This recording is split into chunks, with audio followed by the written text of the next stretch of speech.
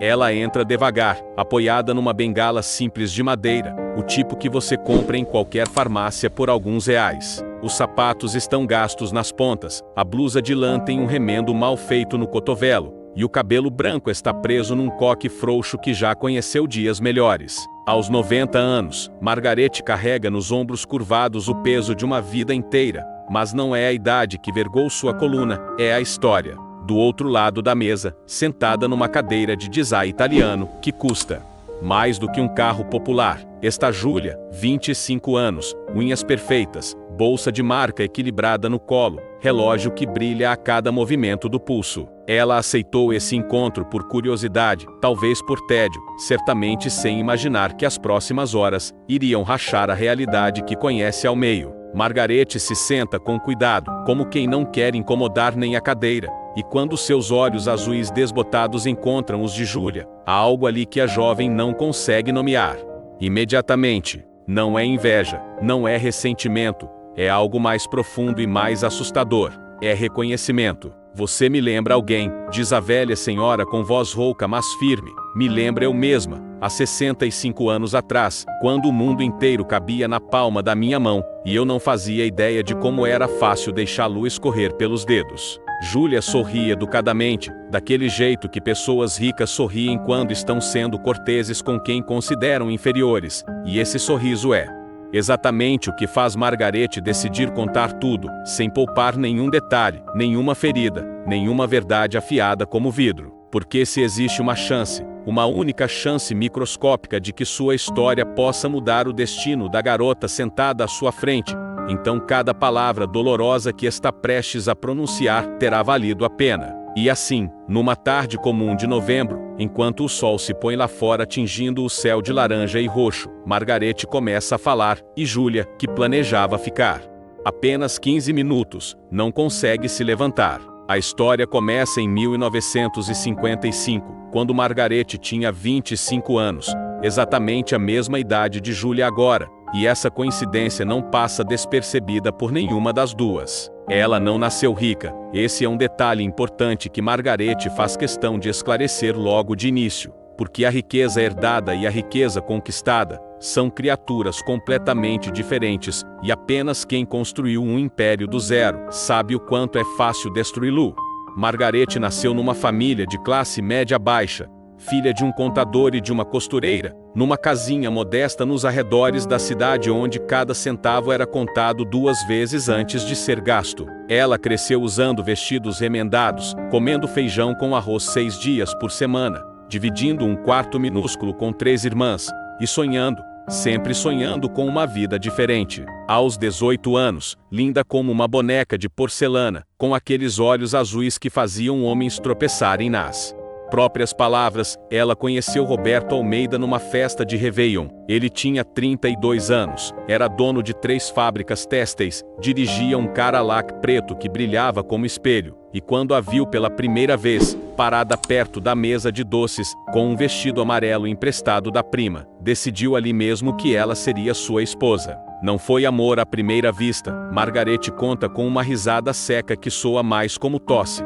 Foi ambição à primeira vista, dos 2 lados, só que eu era jovem demais e tola demais para admitir isso para mim mesma. Eles se casaram 6 meses depois numa cerimônia grandiosa que foi capa de revista, com 500 convidados, orquestra importada, champanhe francês, e um vestido de noiva que custou mais do que a casa onde Margarete havia crescido. Na lua de mel em Paris, hospedados no melhor hotel da cidade, ela acordou no meio da noite e chorou de felicidade no banheiro de mármore, olhando para as próprias mãos, como se não as reconhecesse, porque finalmente ela tinha conseguido, tinha escapado da pobreza, tinha vencido o destino, tinha alcançado o topo. Ou pelo menos era isso que ela acreditava naquela noite de 1955, sem imaginar que estava apenas começando a subir uma escada, que eventualmente não teria chão, quando ela olhasse para baixo. Os primeiros 20 anos foram um sonho febril de luxo ininterrupto. Margarete se transformou exatamente no tipo de mulher que ela sempre imaginou que seria: elegante, sofisticada, invejada. Eles moravam numa mansão de 12 quartos com jardins que precisavam de 4 jardineiros em tempo integral, piscina olímpica, quadra de tênis, garagem para 8 carros. Ela tinha um closet do tamanho de um apartamento, repleto de vestidos franceses, casacos de pele, sapatos italianos, que ela usava uma vez e esquecia. Havia empregados para tudo, para cozinhar, limpar, servir, dirigir, até para escolher suas roupas, se ela estivesse com preguiça de decidir. Jantares toda semana com a alta sociedade, viagens constantes para Nova York, Londres, Roma, sempre de primeira classe, sempre nos melhores hotéis, sempre comprando, comprando, comprando como se o dinheiro fosse água de um rio inesgotável. Margarete tinha joias que custavam fortunas, carros que ela mal dirigia, contas bancárias tão gordas que ela nem sabia exatamente quanto havia nelas. E filhos, claro, 3 filhos lindos que cresceram entre babás inglesas, escolas caríssimas na Suíça, professores particulares de tudo que se possa imaginar. Eu achava que era feliz, ela diz olhando para as próprias mãos manchadas pela idade, e talvez fosse, daquele jeito superficial e frágil que felicidade baseada em coisas sempre é, mas eu não sabia disso ainda. Eu achava que aquilo era sólido, achava que era real. Roberto trabalhava constantemente, expandindo os negócios, abrindo novas fábricas, fazendo investimentos cada vez mais ousados, e Margarete reinava sobre sua pequena corte de amigas ricas, todas igualmente vazias. Todas igualmente convencidas de sua própria importância. Elas almoçavam em restaurantes caros reclamando da incompetência das empregadas, faziam tratamentos de beleza toda semana, jogavam buraco enquanto fofocavam sobre quem estava traindo quem, e se sentiam superiores a literalmente qualquer pessoa que ganhasse menos de 6 dígitos por mês. Foi durante esses anos que Margarete desenvolveu hábitos que mais tarde iriam assombrá-la. Nunca olhava preços, nunca se preocupava com economia, nunca planejava nada porque sempre havia dinheiro para resolver qualquer problema. Se um vestido manchasse, comprava outro. Se um carro arranhasse, comprava outro. Se um problema surgisse, pagava alguém para resolvê-lo. Júlia está começando a ficar inquieta na cadeira, porque essa parte da história soa familiar demais. Espelha sua própria vida de maneiras que ela não quer examinar muito de perto, mas Margarete percebe a inquietação e acelera a narrativa, porque está chegando na parte onde tudo desmorona, e essa é a parte que realmente importa. O primeiro sinal de problema veio em 1975, quando Margarete tinha 45 anos, e ainda se considerava invencível. Roberto começou a chegar tarde em casa, sempre com o rosto preocupado, sempre com papéis debaixo do braço, sempre murmurando sobre crises econômicas e mudanças no mercado. Ela não prestou muita atenção, estava ocupada demais planejando a festa de 15 anos da filha, que seria no clube mais exclusivo da cidade com 400 convidados. Foi só quando Roberto sugeriu, pela primeira vez na vida deles juntos, que talvez devessem economizar um pouco, que Margarete realmente olhou para o marido, e viu as rugas fundas ao redor dos olhos, o cabelo que tinha embranquecido da noite para o dia, as mãos que tremiam levemente quando ele assinava cheques. Mas mesmo assim ela não levou a sério, como você não leva a sério quando alguém fala de uma tempestade distante, enquanto o sol ainda brilha no seu jardim. A festa de 15 anos aconteceu, custou uma fortuna, foi linda, e 3 meses depois uma das fábricas de Roberto fechou. Foi má gestão, ele explicou, e alguns investimentos ruins, mas vamos recuperar, é só uma fase. Margarete acreditou porque queria acreditar, porque a alternativa era impensável, porque sua identidade inteira estava construída sobre a fundação do dinheiro, e admitir que essa fundação podia rachar era como admitir que ela própria poderia deixar de existir. Então continuaram vivendo, exatamente como antes, ou quase, com pequenos cortes aqui e ali que pareciam insignificantes. Menos viagens, talvez, menos joias novas, menos jantares fora. Mas a casa continuava enorme, os empregados continuavam numerosos, os filhos continuavam em escolas caríssimas, e Margarete continuava comprando porque era isso que ela fazia, era quem ela era. A segunda fábrica fechou em 1977, a terceira em 1979. Roberto tentou outros negócios, investimentos desesperados que eram mais apostas do que planos. sociedades com pessoas duvidosas, esquemas que prometiam retornos rápidos e entregavam apenas mais perdas. Margaret assistiu seu marido envelhecer 10 anos em 2, viu os cabelos brancos caírem, viu os ombros curvarem, viu a derrota se instalar nos olhos que antes brilhavam com confiança. E ainda assim eles não mudaram o estilo de vida. Não realmente, porque mudar seria admitir, e admitir seria morrer. Esse foi nosso erro fatal. Margaret diz com voz tão baixa que Julia precisa se inclinar para ouvir. Não foi perder dinheiro, foi recusar aceitar que tínhamos perdido. Foi continuar vivendo como milionários, quando já não éramos. Foi escolher a ilusão em vez da realidade. Em 1982, Roberto teve o primeiro infarto. Em 1983, eles venderam a mansão. Em 1984, os carros. Em 1985, as joias. Em 1986, Roberto teve o segundo infarto, esse fatal, e morreu numa cama de hospital público porque o plano de saúde tinha sido cancelado por falta de pagamento. Margaret tinha 56 anos quando ficou viúva, e foi só então, parada no enterro barato do marido, vendo os poucos amigos que restavam olharem para ela com uma mistura de pena e constrangimento, que ela finalmente entendeu a verdade: estava arruinada. Não arruinada no sentido dramático de novela, onde a heroína perde tudo mas ainda tem sua beleza e juventude para recomeçar. Arruinada no sentido real, brutal, cotidiano. Sem dinheiro, sem casa, sem habilidades profissionais, sem nada exceto dívidas enormes que Roberto havia deixado e 3 filhos adultos, que tinham sido criados tão mimados e inúteis quanto ela própria. A primeira coisa que desapareceu foram as amigas. Aquelas mulheres com quem ela havia almoçado toda semana durante 20 anos, com quem havia viajado, rido, fofocado, simplesmente sumiram como fumaça. Ligações não retornadas, convites nunca chegando, olhares desviados quando se encontravam por acaso na rua. Margaret aprendeu rapidamente que amizades construídas sobre champanhe e joias são tão sólidas quanto bolhas de sabão. Os filhos não foram muito melhores. O mais velho, acostumado a ter tudo, incapaz de manter um emprego por mais de 6 meses, vivia de pequenos golpes e empréstimos que nunca pagava. A filha do meio tinha se casado com um homem rico, e deixou claro que a mãe não era bem-vinda em sua nova vida elegante. O mais novo, o bebê que ela havia mimado mais que todos, simplesmente desapareceu, foi morar em outra cidade, e parou de atender ligações. Eles me amavam.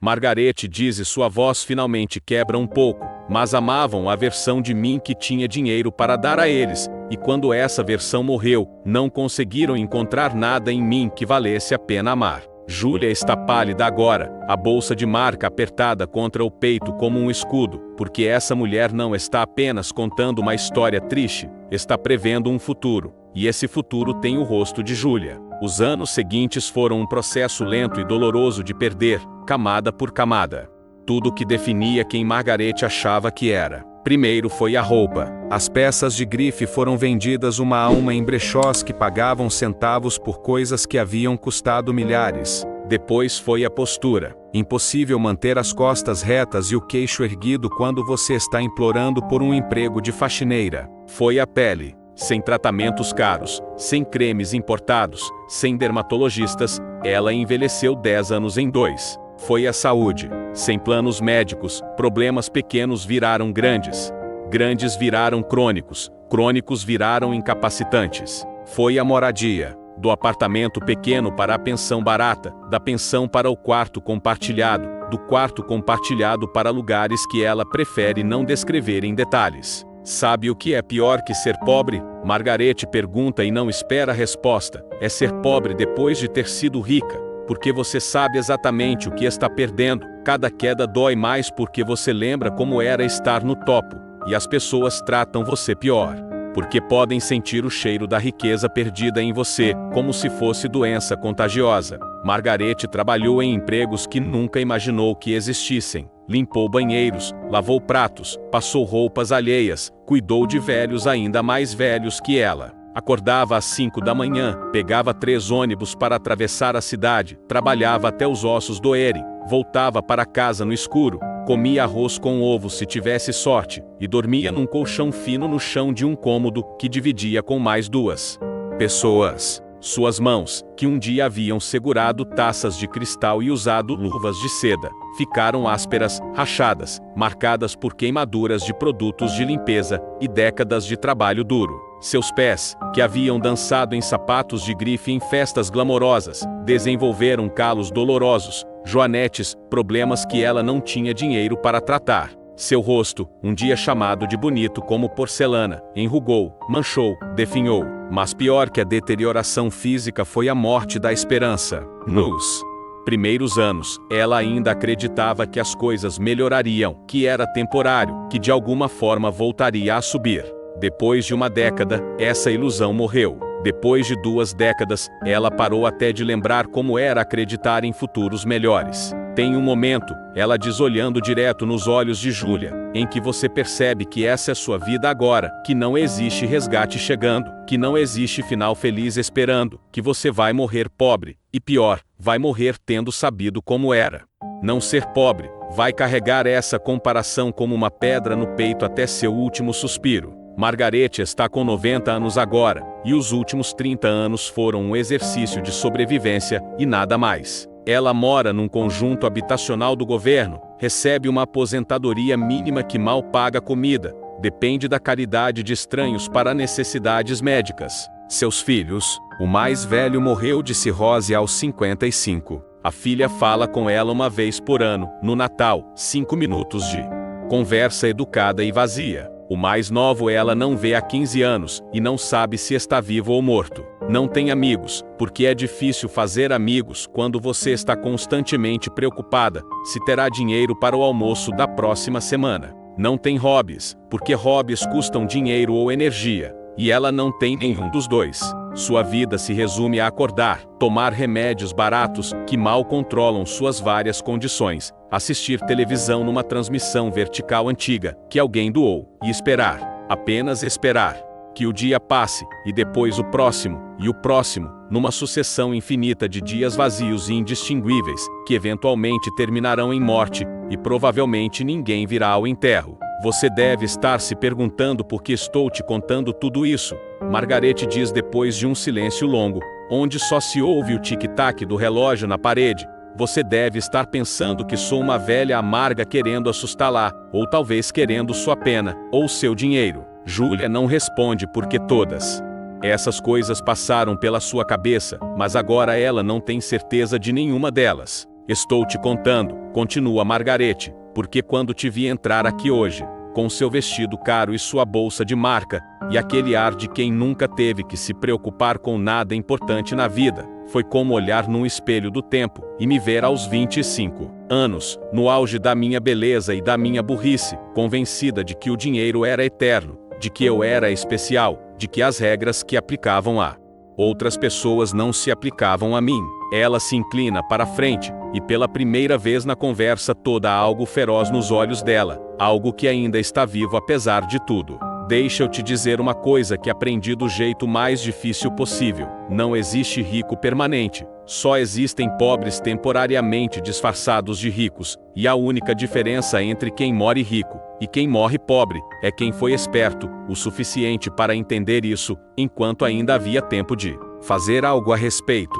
As próximas horas, porque sim, Julia fica por horas, são uma aula intensiva sobre tudo que Margarete gostaria de ter sabido aos 25 anos. Ela fala sobre a ilusão de controle que vem com o dinheiro herdado ou casado, como é diferente de dinheiro ganho com trabalho próprio, porque você não respeita o que não suou para conseguir. Fala sobre como riqueza não é quanto você tem, mas quanto você guarda, e como você protege. Fala sobre como amizades baseadas em dinheiro são contratos temporários, que expiram no segundo em que você não pode mais pagar sua parte da conta. Fala sobre como criar filhos ricos é criar adultos inúteis a menos que você intencionalmente os ensine sobre valor, trabalho, resiliência. Fala sobre como beleza e juventude são capital que deprecia rapidamente e investir tudo neles é garantia de pobreza eventual.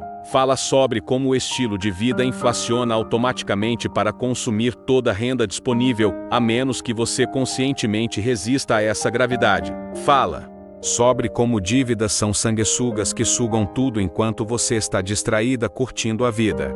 Fala sobre como seguros, economias, investimentos conservadores, planejamento para desastres, parecem chatos e desnecessários, até o dia em que são a única coisa entre você e a rua. Sabe qual foi meu maior erro? Margarete pergunta. Não foi casar por dinheiro, não foi gastar demais, não foi nenhuma coisa específica. Foi acreditar que merecia aquela vida, que tinha direito a ela, que o universo me devia conforto e luxo porque eu era bonita ou especial, ou sei lá o que. Ela para tomar um gole de água do copo plástico rachado que trouxe de casa, porque até água em cafés custa dinheiro que ela não tem. A verdade é que ninguém merece nada, o universo não deve nada a ninguém, e tudo que você tem pode ser tirado num piscar de olhos por doença, má sorte, economia, traição, ou só sua própria burrice, e se você não está se preparando ativamente para essa possibilidade todo santo dia, você está apenas esperando sua vez de cair.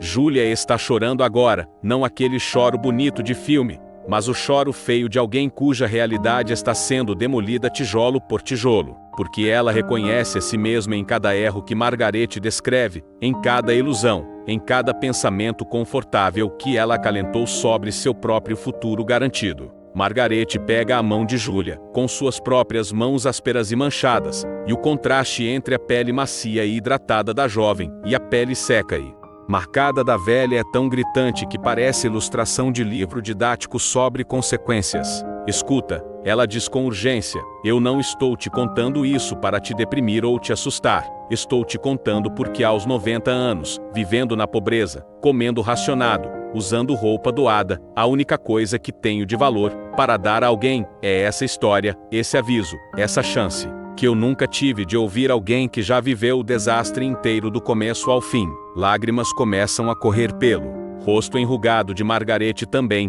surpreendendo ambas, porque ela achava que tinha secado de chorar há décadas. Você tem 25 anos, tem saúde, tem oportunidade, e ainda que temporariamente tem acesso a dinheiro, você está exatamente no ponto onde eu estava quando comecei a cavar minha própria cova sem perceber. E se existe algo, qualquer coisa que eu possa dizer que faça você parar, pensar e mudar de direção, então essas últimas 6 décadas de sofrimento terão servido para alguma coisa. A tarde virou noite, o café onde estão sentadas começou a fechar, o funcionário está empilhando cadeiras com aquela paciência forçada de quem quer ir embora. Margarete solta a mão de Júlia e começa a recolher suas coisas, o processo dolorosamente lento de alguém cujas juntas doem com cada movimento. Júlia a observa colocar o copo plástico de volta na bolsa surrada, porque desperdiçar um copo plástico, quando você pode reutilizá-lo, não é opção quando você vive com aposentadoria mínima.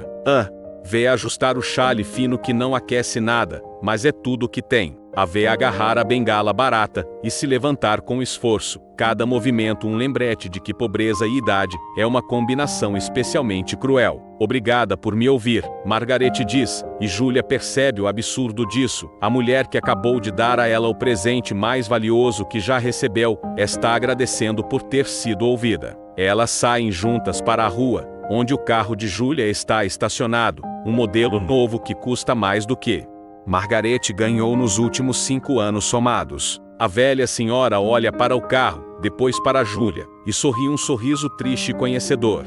Bonito carro, ela diz, eu tinha um parecido, em 1970, vermelho cereja, interior de couro branco, eu me achava tão importante dirigindo aquela coisa, tão superior às pessoas nos ônibus. Ela balança a cabeça. Vendem por peças, esses carros, quando você está desesperada o suficiente, e mesmo assim o dinheiro dura menos que você imagina. Júlia não sabe o que dizer, então oferece carona, que Margarete recusa educadamente porque mora longe, e não quer incomodar, e realmente porque tem vergonha de onde mora, e não quer que Júlia veja. Elas ficam ali paradas por um momento, 2 mulheres separadas por 65 anos, e um abismo de experiência, mas conectadas por uma linha invisível de possibilidade e aviso. Uma última coisa, Margarete diz antes de começar sua caminhada lenta até o ponto de ônibus 3 quarteirões adiante. Quando você for para casa hoje, para sua casa bonita com suas coisas bonitas, e sua vida bonita, e tudo que eu disse parecer distante e improvável, e impossível de acontecer com você. Lembra disso?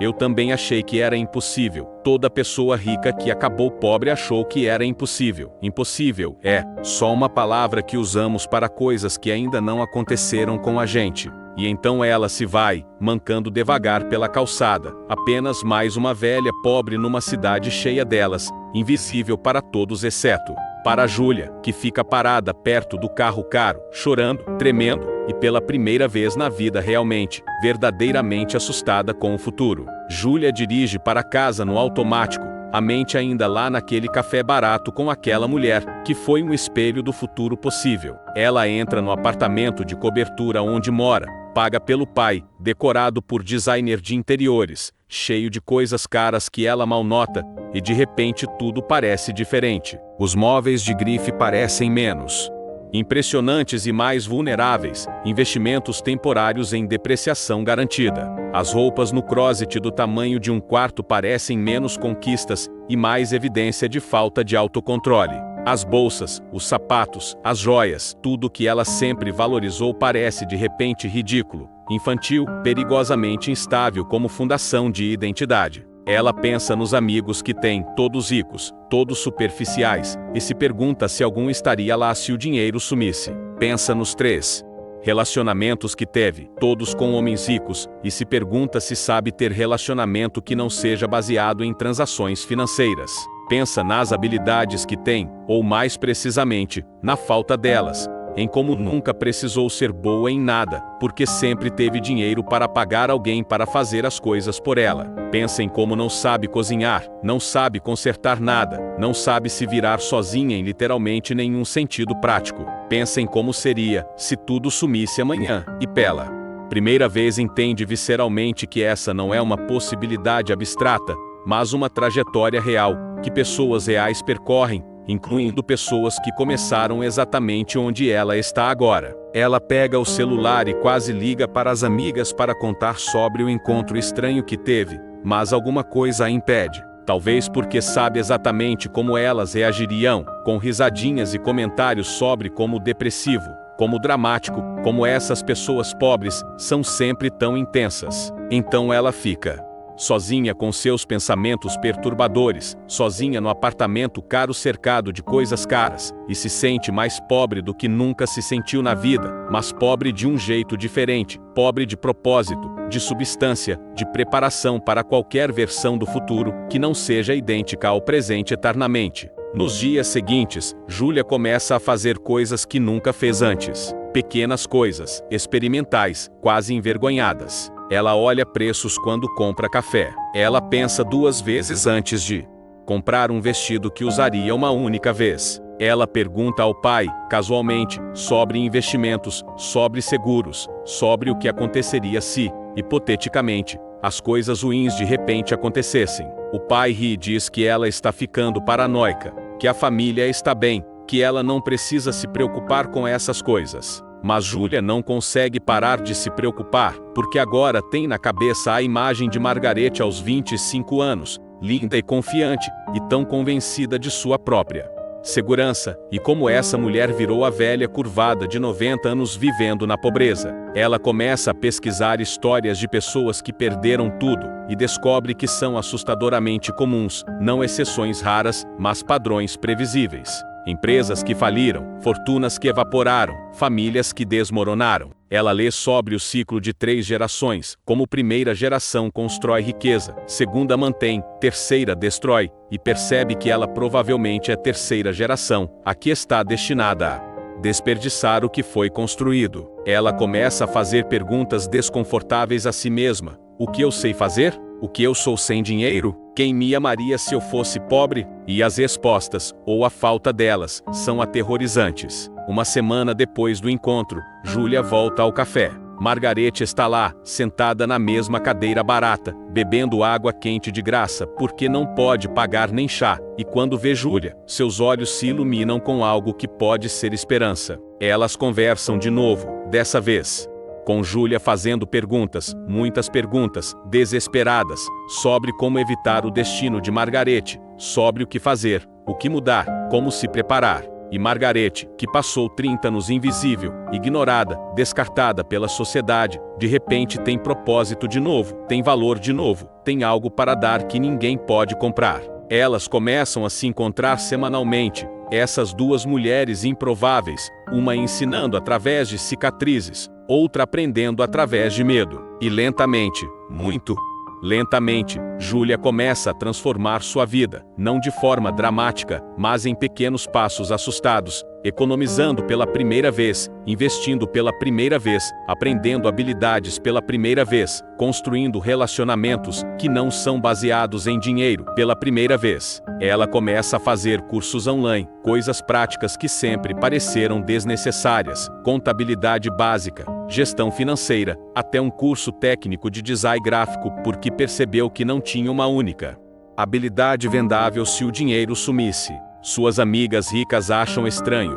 fazem piadas sobre ela estar tendo uma crise existencial, mas Júlia não liga mais, porque viu o futuro delas também no rosto de Margarete, e sabe que as piadas vão parar quando a realidade bater na porta de cada uma. Ela começa a questionar cada compra, não de forma obsessiva mas consciente, perguntando a si mesma se aquilo é investimento ou desperdício, se vai durar ou é só gratificação instantânea. Ela abre uma conta de investimento separada, começa a colocar dinheiro lá todo mês, mesmo que seja estranho ver aquele dinheiro parado quando poderia estar comprando coisas. Ela faz seguro de vida, seguro saúde abrangente, cria um fundo de emergência que poderia sustentá-la por um ano se tudo desmoronasse. Mais importante, ela começa a se preparar psicologicamente para a possibilidade de perda, não de forma derrotista mas realista, entendendo que fortuna é temporária, mas resiliência pode ser permanente, se você a construir intencionalmente. Margarete assiste essas mudanças com uma mistura de orgulho e melancolia. Orgulho porque finalmente sua história serviu para algo além de ser lição de como não viver. Melancolia porque cada mudança que Júlia faz é um lembrete de tudo que ela própria poderia ter feito e não fez. Você está me salvando também, Margarete diz num desses encontros semanais. Porque por 65 anos achei que minha vida tinha sido só desperdício, só sofrimento sem propósito, mas agora vejo que talvez eu tive que passar por tudo isso, tive que perder tudo e sofrer tudo para um dia estar aqui e impedir que você cometesse os mesmos erros, e se for verdade, se você conseguir escapar do destino que eu tive, então valeu a pena. Cada ano horrível valeu a pena. Júlia chora, porque começou a amar essa velha senhora de um jeito que nunca amou ninguém, um amor baseado não em conveniência, mas em gratidão profunda, em reconhecimento de que essa mulher lhe deu algo infinitamente mais valioso que qualquer presente material, deu a ela medo saudável, deu a ela preparação, deu a ela chance de mudar trajetória antes que fosse tarde demais. 6 meses depois do primeiro encontro, acontece algo que testa tudo que Júlia aprendeu. O pai dela, o império financeiro que sustenta toda a família, sofre um revés enorme. Não falência completa, não ainda, mas perdas significativas que requerem cortes drásticos no estilo de vida. O apartamento de cobertura de Júlia precisa ser vendido. O carro precisa ser devolvido. A mesada generosa que ela recebia todo mês é cortada pela metade, depois por 3/4. Suas amigas ricas, claro, evaporam como Margarete previu que fariam, de repente ocupadas demais para responder mensagens, compromissadas demais para almoçar, solidariedade durando exatamente até o momento em que a associação com Júlia se torna socialmente inconveniente. 6 meses atrás, isso teria destruído Júlia completamente. Ela teria entrado em pânico, teria desmoronado, teria sido exatamente como Margarete aos 56 anos, perdida e despreparada e incapaz de lidar com a nova realidade. Mas agora, graças aos encontros semanais, graças às histórias de aviso, graças ao medo saudável que Margarete plantou nela, Júlia está preparada. Não feliz, não imune ao estresse e à tristeza, mas preparada. Ela tem economias que fez nos últimos meses, tem habilidades que desenvolveu, tem um trabalho freelance de design, que começou como hobby, mas agora pode ser expandido. Ela aluga um apartamento pequeno, simples, nada comparado à cobertura mais adequado e dentro das suas possibilidades. Ela corta gastos sem drama porque já vinha praticando cortar gastos. Ela descobre que consegue cozinhar refeições decentes com ingredientes baratos, porque passou os últimos meses aprendendo. Ela descobre que pode usar ônibus e metrô, e que o mundo não acaba por isso. Ela descobre, mais surpreendentemente, que é mais feliz agora do que era antes, porque pela primeira vez na vida está vivendo por escolha e preparação ao invés de só deixar as circunstâncias carregarem ela. Quando conta para Margarete sobre as mudanças financeiras da família, a velha senhora pega sua mão e aperta forte, mais forte do que você imaginaria que mãos de 90 anos conseguiriam. Você passou no teste, ela diz com lágrimas correndo livremente pelo rosto enrugado. O universo te deu uma prévia do que eu vivi, e você sobreviveu, você se adaptou, você não quebrou. Elas choram juntas. Mas dessa vez são lágrimas de alívio, de vitória, de quebra de ciclo que parecia inevitável. Um ano depois do primeiro encontro naquele café barato, Júlia está diferente de formas que vão muito além de circunstâncias financeiras. Ela tem 26 anos agora, mora num apartamento modesto, trabalha num emprego real que paga as contas, tem namorado que conheceu no trabalho e que não sabe nem liga para a sua história de riqueza anterior. Ela usa roupas simples, cozinha suas próprias refeições. Economiza 30% de cada salário religiosamente.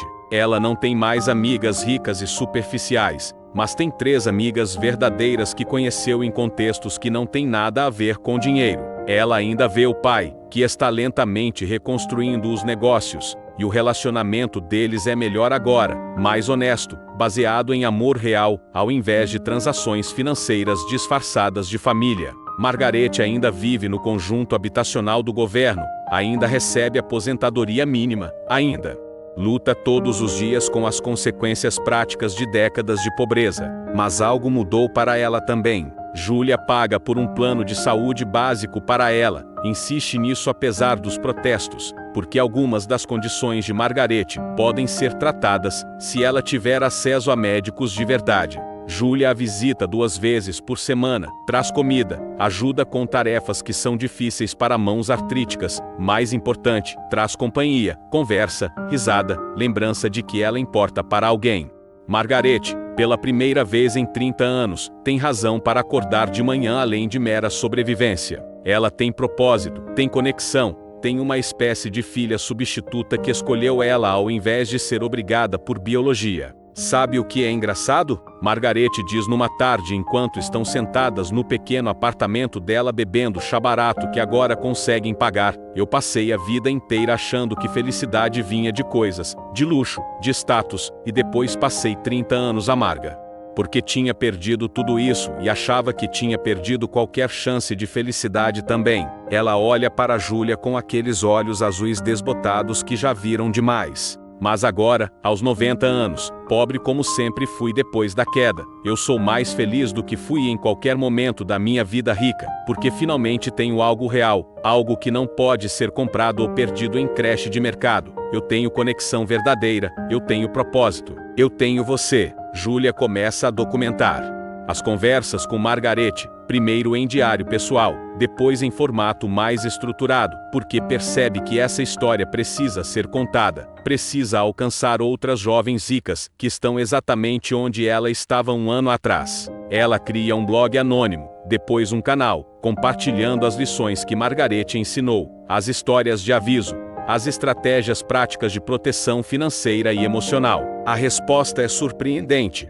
Centenas, depois milhares de pessoas, a maioria jovens com acesso a dinheiro que nunca ganharam, começam a seguir, a comentar, a compartilhar suas próprias histórias e medos. Júlia descobre que ela e Margarete não são únicas, que existem milhares de Margaretes invisíveis por aí, ricas vivendo na pobreza, suas histórias não contadas, porque pobreza envergonha, e pobreza, depois de riqueza, envergonha duplamente. Ela começa a conectar essas mulheres mais velhas com jovens que precisam ouvir seus avisos, criando uma rede informal de mentoria, baseada em cicatrizes e lições duras. Algumas das mulheres mais velhas, como Margarete, florescem com um propósito renovado. Outras são amargas demais, machucadas demais para querer reviver suas quedas. Mas as que participam criam ondas de mudança, cada uma potencialmente salvando vários jovens de repetirem os mesmos erros catastróficos. Margarete se torna uma espécie de matriarca não oficial desse movimento, a mais velha, a que caiu há mais tempo, a que tem mais sabedoria comprada com mais sofrimento.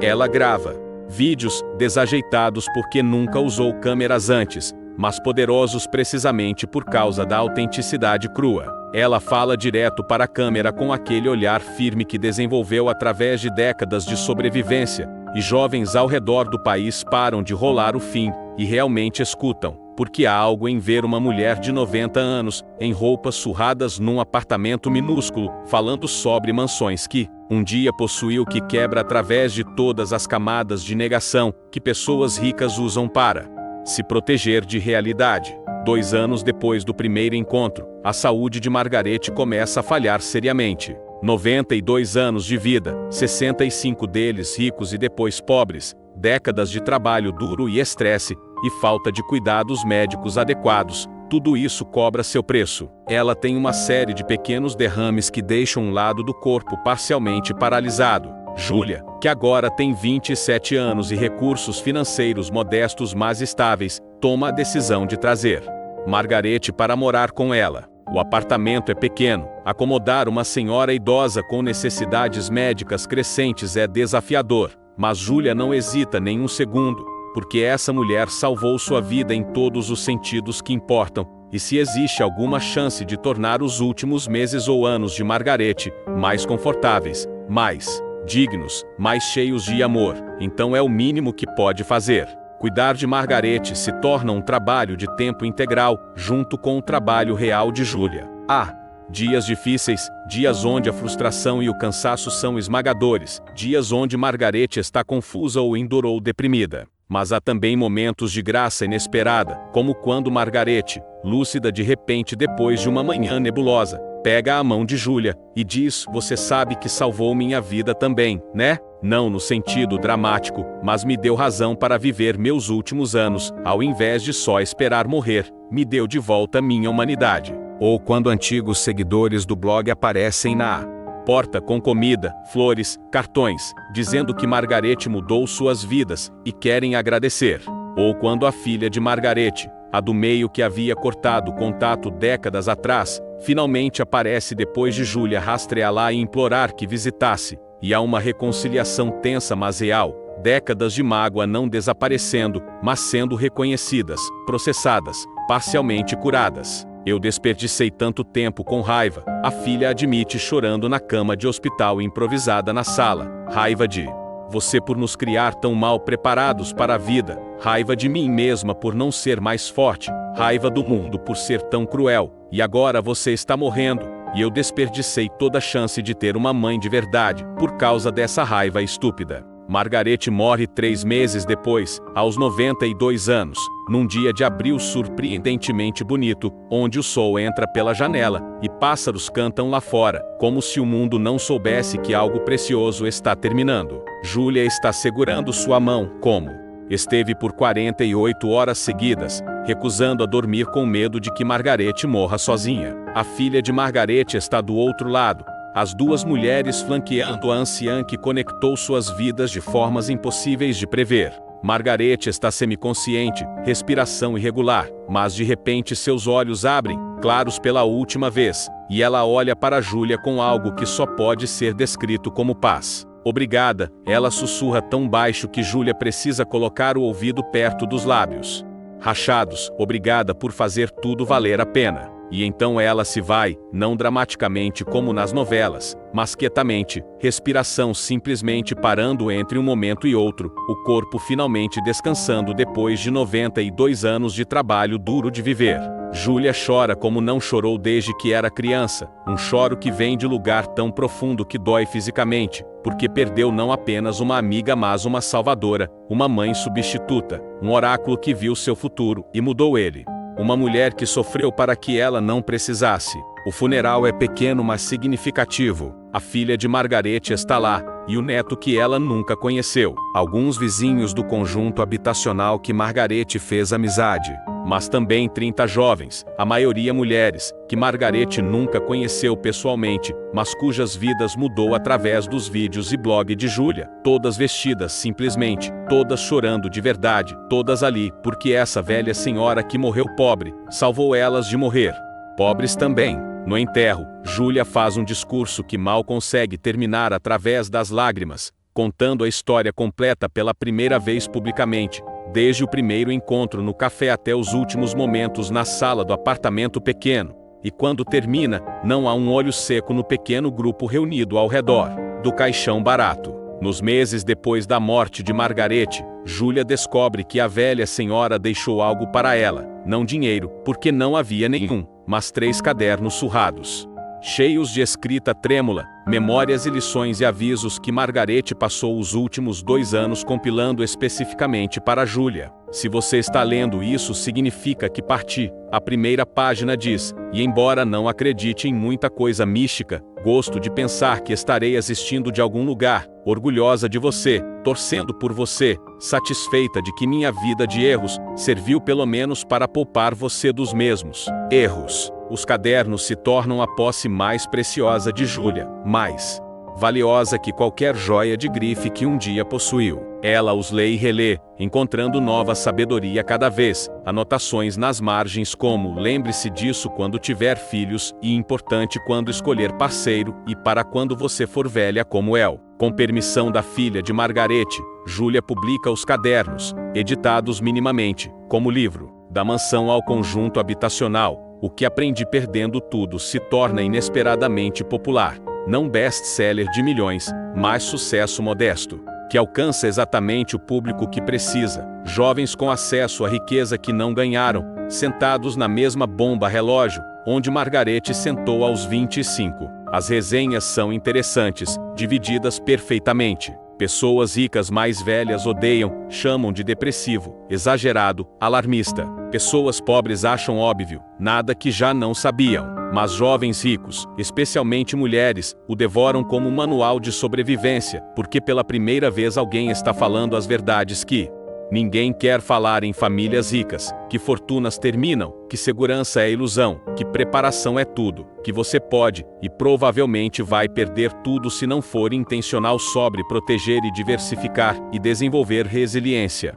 O dinheiro do livro, não muito mas algo, Júlia divide em 3, 1/3 para a caridade focada em idosos pobres, 1/3 para fundo que criou para conectar ex-ricas com jovens ricas, como serviço de mentoria, 1/3 economizado porque Margarete estaria orgulhosa dessa decisão conservadora. Júlia também usa parte do dinheiro para colocar uma lápide decente no túmulo de Margarete, algo simples mas sólido, com o epitáfio que passaram horas discutindo antes da morte. Ela perdeu tudo exceto a lição, e a lição salvou muitas. É perfeito, Júlia pensa toda vez que visita, porque resume completamente quem Margarete foi nos últimos anos de sua vida. Não uma vítima mas uma professora, não um aviso passivo, mas ativo, força de mudança. 5 anos depois do primeiro encontro naquele café, Júlia tem 30 anos e vida que Margarete aprovaria completamente. Ela é casada agora, com um homem que conheceu no trabalho, alguém que construiu sua própria carreira modesta, que valoriza a estabilidade sobre ostentação, que ama por quem ela é ao invés de pelo dinheiro que nunca mais terá em abundância. Eles moram numa casa pequena que estão pagando devagar, sem pressa porque a hipoteca tem taxa boa, e não vale a pena se esticar financeiramente para quitar mais rápido.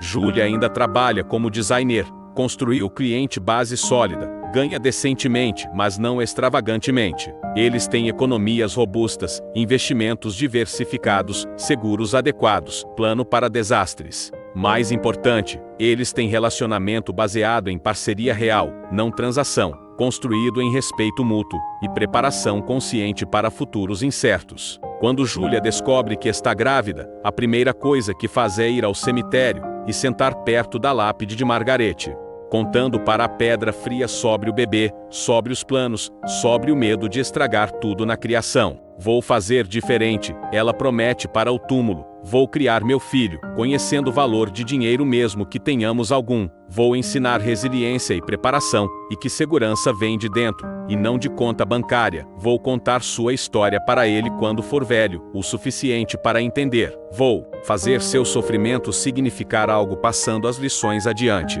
O bebê nasce em março, menina, e Julia a nomeia Margaret, sem H, versão modernizada mas clara homenagem. Quando amigos perguntam sobre o nome, Julia conta a história completa, todos 5 anos desde o encontro no café até os últimos momentos, segurando a mão da velha senhora. E as reações são mistas, mas ela não liga, porque essa criança vai crescer, conhecendo a história de sua tocaia. Vai crescer entendendo que fortuna é temporária, mas preparo pode ser permanente. Vai crescer com vantagens financeiras, talvez, mas também com consciência de sua fragilidade. Nos anos seguintes, Julia se torna a versão dela mesma que Margarete profetizou que ela poderia ser, consciente mas não paranoica, preparada mas não obsessiva, generosa mas não imprudente, rica em relacionamentos e pobre em desperdício. Ela mantém o programa de mentoria que criou, agora formalizado como organização sem fins lucrativos,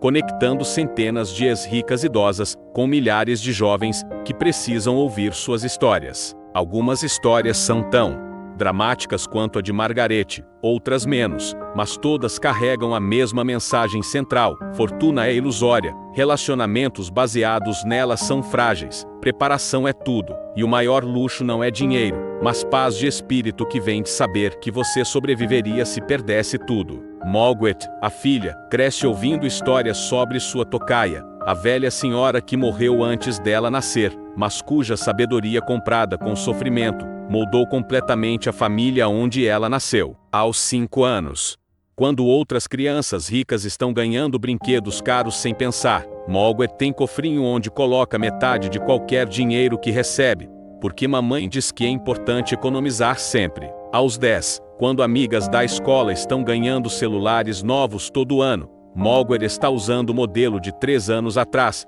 porque ainda funciona perfeitamente bem, e ela entende, jovem demais, ainda mas começando a entender, que o novo não é sempre melhor que o funcional. Aos 15, quando deveria estar obcecada com roupas de marca, ela compra principalmente em brechós, não porque a família não pode pagar melhor, mas porque mamãe ensinou que valor não vem de etiquetas. Aos 18, quando entra na faculdade, ela escolhe universidade pública boa ao invés de particular cara, porque papai e mamãe explicaram sobre dívidas estudantis e como elas podem perseguir você por décadas. Aos 21, ela tem estágio pago, conta bancária própria, investimentos modestos, nenhuma dívida e compreensão profunda de que tudo que tem pode ser perdido, então melhor estar preparada. Ela visita o túmulo da bisavó honorária regularmente, trazendo flores baratas, sentando na grama, contando sobre sua vida para a pedra. Obrigada, ela diz numa dessas visitas, obrigada por sofrer para que vovó não precisasse, para que mamãe não precisasse, para que eu não precisasse. Obrigada por transformar sua dor em aviso, que salvou nossa família inteira. E ali, naquele cemitério tranquilo, 3 gerações são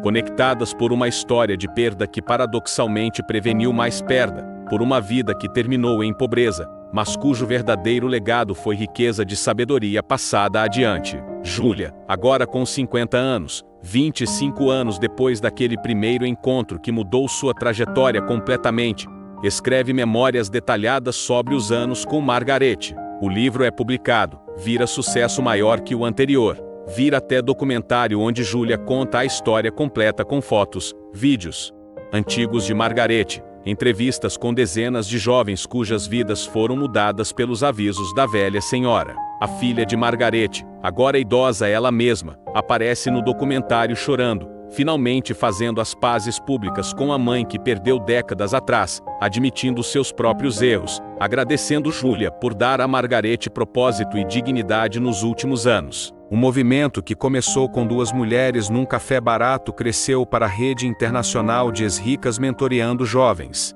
ricas, todas unidas pela compreensão de que fortuna é temporária, mas lições são eternas. Margarete vira símbolo, rosto do movimento, a matriarca que todos invocam quando falam sobre preparação e resiliência. Sua história é contada em escolas de negócios como caso de estudo sobre gestão de risco pessoal. Sua imagem, aquela foto que Júlia tirou dela sorrindo no apartamento pequeno meses antes de morrer, vira meme de sabedoria, espalhando pela internet com citações de seus cadernos. Ninguém merece nada. O universo não deve nada a ninguém aparece em posts motivacionais. Riqueza não é quanto você tem, mas quanto você guarda, vira mantra de planejadores financeiros. Amizades baseadas em champanhe são sólidas quanto bolhas, é repetida em discussões sobre relacionamentos autênticos. Margarete, que morreu invisível em termos sociais, pobre em termos financeiros, se torna imortal em termos de impacto, sua história tocando milhões, sua sabedoria salvando incontáveis pessoas de seu próprio destino trágico. E assim, 3 décadas depois daquele encontro casual num café barato, Júlia está sentada em cadeira confortável, mas não luxuosa, em casa modesta mas não mansão, cercada por família amorosa construída em fundação sólida, olhando para a foto de Margarete na parede, e sente gratidão tão profunda que quase dói. Ela pensa em quem seria se não tivesse encontrado aquela velha senhora. Provavelmente estaria divorciada de 2º ou 3º marido rico, vivendo de pensão alimentícia, seus filhos mimados e inúteis, seus relacionamentos todos transacionais, sua alma vazia, esperando o inevitável colapso que nunca se preparou para enfrentar. Ao invés disso, ela está aqui, 50 anos e feliz de verdade, não da felicidade superficial que dinheiro compra, mas da felicidade profunda que vem de viver intencionalmente, de relacionamentos reais, de saber que se tudo desmoronasse amanhã, ela teria habilidades e resiliência e pessoas para sobreviver e eventualmente prosperar. De novo, Margarete não apenas salvou vida de Júlia, salvou vida de sua filha Margaret, e neta ainda não nascida, e todas as gerações futuras, que crescerão ouvindo a história e aprendendo as lições. Uma mulher que perdeu tudo terminou salvando centenas, talvez milhares de pessoas de perderem tudo também. Uma vida que parecia desperdício total revelou propósito profundo. Uma história de queda completa virou o manual de como não cair. E isso, Júlia pensa enquanto lágrimas correm pelo rosto mesmo depois de todos esses anos. Isso é o verdadeiro legado, o único tipo de riqueza que realmente persiste através de gerações e circunstâncias, sabedoria comprada com sofrimento e generosamente compartilhada para poupar outros do mesmo sofrimento. Júlia fecha os olhos e sussurra obrigada mais uma vez para a mulher que morreu há 3 décadas, mas que ela sente presente toda vez que toma decisão financeira consciente, toda vez que escolhe relacionamento real sobre conveniente, toda vez que ensina a filha sobre resiliência, toda vez que olha para a própria vida estável e preparada, e reconhece que poderia, tão facilmente, ter sido completamente diferente, e muito mais trágica, se não fosse por aquela tarde, onde uma ex-milionária de 90 anos, decidiu contar sua história completa, sem filtros, sem vergonha, com um único objetivo: de salvar uma jovem rica de 25 anos de repetir seus erros catastróficos. E a história continua, contada e recontada, passada adiante como presente precioso, salvando vidas toda vez que é compartilhada, provando que às vezes as maiores riquezas vêm embrulhadas em histórias de maior pobreza, e que perder tudo materialmente pode, paradoxalmente, ser o caminho para ganhar algo muito mais valioso, sabedoria que salva não apenas você, mas todos que vierem depois. Você está preparada para perder tudo amanhã? Comente que lição mais te impactou, se inscreva para mais histórias que salvam vidas, e deixe seu like, se essa história mudou sua visão sobre dinheiro. Sua preparação começa agora. Não seja a próxima Margarete, seja a próxima Júlia.